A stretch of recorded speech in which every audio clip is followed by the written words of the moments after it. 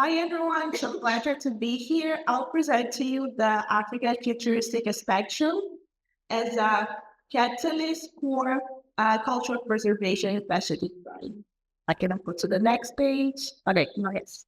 So I divided my article into 5 topics that I believe sum up the article and also give what I believe are the most important takeaways. So I start talking about the importance of the colonizing and which is Western fashion. Because I believe it gives you very important information to understand why African futurism is why I'm proposing African futuristic spectrum in fashion and why I think it's important in the fashion system that we currently live in. And then I introduced to you the 2 goals of this spectrum. And I finish with what I believe are the most important takeaways and the most important things to keep in mind from the article. So, starting with the importance of the colonizing and this Western fashion, first, the first thing that it's very important to keep in mind is that the fashion system, as we know so far, has been predominantly built through a Western lenses. And what consequence of this is that it limits the recognition of diverse global system. And this, in contrast with how we have many African players who play authentic and cultural identities, there is this marginalization.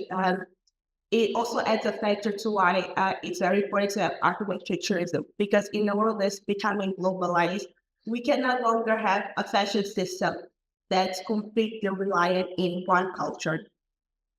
And then going into the coloniality, I will give you the definition of the coloniality so that you understand what I mean when I mention it here. So when I'm talking about the coloniality in this article, I'm talking about the coloniality as the acknowledgement of colonial wounds and critique of Western beauty standards. And from the coloniality, I break down into 2 things. The coloniality aesthetics, which I define as a radical breakthrough from Eurocentrism that promotes autonomy and cultural diversity in fashion. And then the action of the colonizing fashion. This involves dismantling Eurocentric frameworks and amplifying non-Western voices. And what I also believe that the colonizing fashion is taking us is that it allows us to imagine a more inclusive future that challenges stereotype and colonial legacies. So now I will go into more specifics of the African futuristic spectrum and what I mean when I mention it. So the African futurism is fashion, and I decided to call it a spectrum because it's not one specific thing. It's more like this range, and I hopefully you understand as I present to you. It's essentially how we can envision futures that are grounded in African culture and resist stereotypes and preserve core African values. Designers who I identify as being part of the spectrum bring pieces that archive and express these futures, blending traditional motifs with futuristic ones. And the spectrum, I identify 2 poles. One pole is the scenery one that has a very heavy emphasis on visual elements. And the other one is the operational pole that focuses a lot on culture and functional aspects. For the sake of time, I cannot go very detailed into each one of them, but I decided to separate where I believe are the core values of each one of these poles. Starting with the scenery one, I identified 8 core values, and this was done also to analyzing case studies of African descent designers and understand what were the common intangible values in each one of their works. So the values are value placed in African cultural identity, an African-specific sense of culture, clear interest in technology and innovation, openness to the world, the coloniality attempt, promotion of Pan-Africanism that this constructs African singularity, the foster of thriving Africans and involvement in African social, cultural, and political issues as an attempt to transform colonial structures. So it might be a bit hard to understand what everything of this means. So in the article, I also included examples of designers of African descent that I believe will give you a clear understanding of how these values translate into their practices. And also consequently in these designers were chosen because their aesthetic is quite particular and impacts people that are also outside the culture, but even more people who can relate to the culture because it has much deeper meaning to people who come from this culture. And going to the African futuristic operational goal, I identify here 6 values. Value placed in African cultural identity, the preservation of African-specific sets of culture, first for innovation, exposure to the world, local empowerment, and involvement in African social issues. And for this one, I took a slightly different approach. I got to interview 2 founders of 2 brands that I believe are a very clear example of how this goal translate.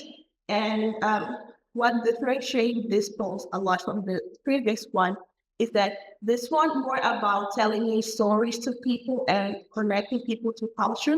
This is about connecting people through emotions because this poll, it's very focused on community and people, and they make it in such a way that there's no way you can buy one of their pieces without knowing the stories of who's behind or without having at least a notion that there are people who work into these pieces and there are people behind it. And they make it in such a way that it's pretty much inescapable for a consumer to skip the community who's behind the exploration or even the production of their products.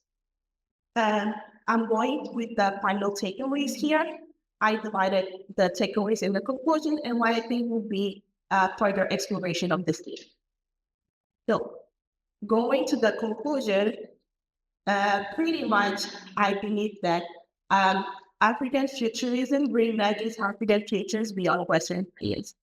It utilizes narratives to celebrate heritage. And this is very important because we live in a moment where African designers are gaining prominence and challenging traditional norms, and they're exploring a big variety of creative avenues. I believe also that this movement has the power to reshape fashion industry and promote cultural heritage preservation to speculative narratives and to highlight African diversity. And as I mentioned before, it ranges from traditional storytelling to innovative human-centered business models. And another thing that's very important to keep in mind is that embracing African futurism in fashion will not only preserve cultural heritage, but also transform the industry through a bold and give it and making sure that it has a bold and diverse perspective, free from colonial influences.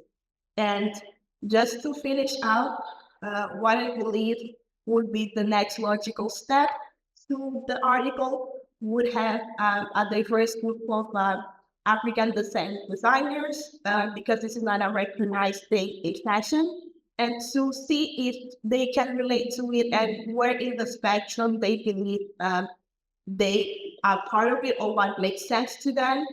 And I believe this is very important as the next step because it can uncover new dimensions of it. It has its potential for cultural preservation, and it can elevate the impact of African futurism in the fashion industry. And that's all for now. Thank you.